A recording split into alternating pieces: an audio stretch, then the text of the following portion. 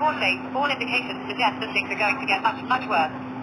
Pakistan's economy is going to slow down to levels not seen for more than a decade, with inflation and unemployment both reaching proportions not seen for a decade. And this is just the beginning.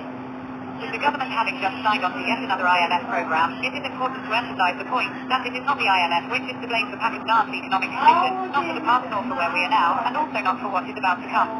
Rest assured, Pakistan's economy is going to be severely constrained over the next few years, with higher inflation, more unemployment and lower growth, and with a far greater burden on working people than what has been the case for many years.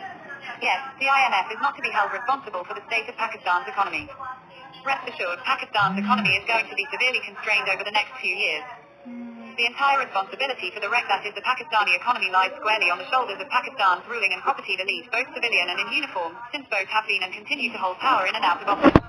There should be no ambiguity about apportioning blame and responsibility here, and one needs to stop blaming the IMF for the mayhem created by this ruling elite. Article continues after ad. It is not the IMF which has brought Pakistan's economy to its knees to rock bottom, not the IMF which has forced Pakistan to beg for money from supposedly friendly countries, and certainly not the IMF which has made the government of Pakistan finally run to the IMF for loans.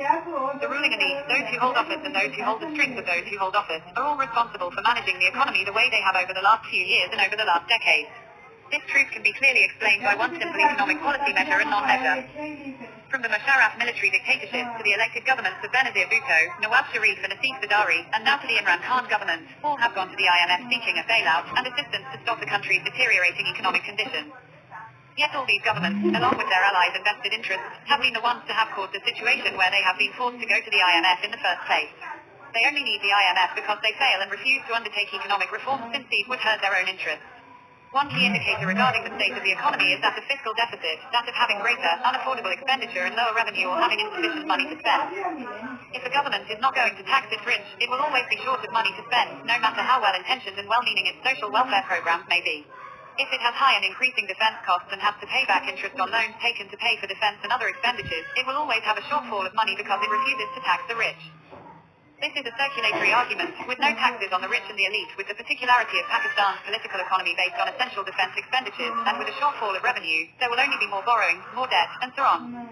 The beginning and end of the problem and its solution is simply this tax the Pakistani elite and the rich. What has the IMF got to do with this gross negligence and failure of Pakistan's ruling elite? Because the government refuses to raise resources, it has to borrow from the IMF.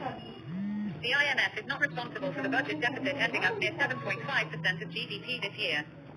It must be remembered that it is not the IMF which has come begging to the government of Imran Khan to borrow a pittance, $6 billion. It is, in fact, the numerous governments of Pakistan which have gone begging for money. This is simply because we do not raise enough resources, taxes, to be able to spend effectively, whether it is defense or development. If sufficient revenue were raised, there would be no need to beg for money. But in a country where every polio campaign, social welfare measure and women's support program are funded by one donor or the other, only because the ruling elite refuses to tax itself, going to the IMF becomes inevitable. But don't blame the IMF for this. Moreover, as a lender, the IMF is fully entitled to raise supposedly large mortgage facilities only because it wants to ensure that its loans are returned with interest. Banks, and even individuals, don't lend unless they expect and get assurances that their money will be returned and need to know about a business plan. As does the IMF, and it is fully entitled to do so. If you don't like the conditionality, don't borrow from them. Don't blame the IMF for its stringent demands. Since the government has signed an agreement with the IMF, and as the economy deteriorates noticeably over the next 2 to 3 years, we can expect those in office and the rest of the elite to blame the IMF for Pakistan's economic disaster. Yet it is not the IMF that is to be held responsible, but our own elite, elected, unelected, and those who continue to lead Pakistan down the IMF path, yet again. Accountability must begin and end with our elite, not with the IMF. The writer is a political economist,